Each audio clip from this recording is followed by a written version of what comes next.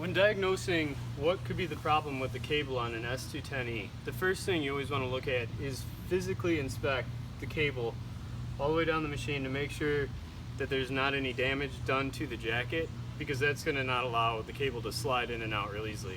Here's a brand new cable, and the cable insert should slide real freely through the jacket. The next thing is down right up front. This loop is not appropriate. What you want is have a little bit more slack here to give the cable more room to flow through. Otherwise it will just bind it up and make it harder to pull. And then while you're down here, you want to look at this cable here where it comes out of the nipple at. This should be a nice straight shot to that valve.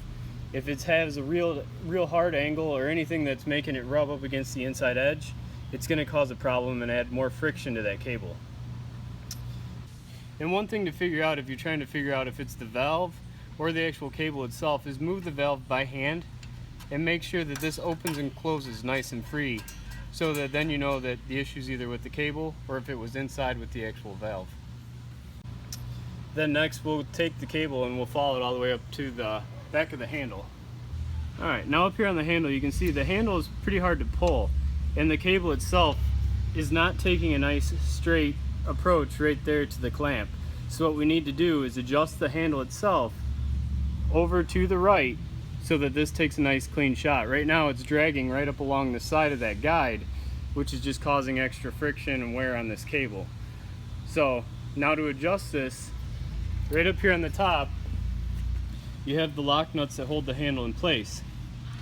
If we loosen up this inside one and tighten the outside, what it's going to do is draw the handle more to the right. So we'll do that until we get a nice alignment on the cable and that hole.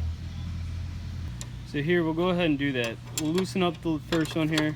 We'll do a little bit at a time and kind of see what we get.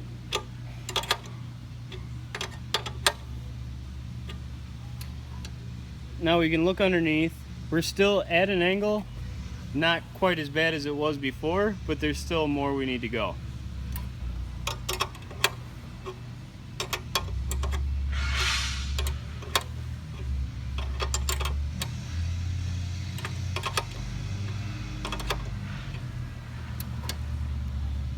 Still a whole lot better, but still just a little bit more.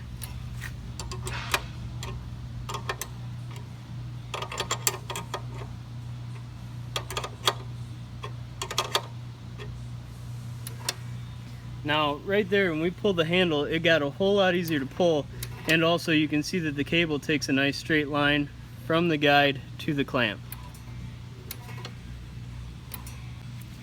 One thing to remember when adjusting these on both sides of the machine, that you don't need these lock nuts real tight. You just want them right close to that thing, because what it needs to do is allow this handle to go ahead and close shut so your stop switch still works.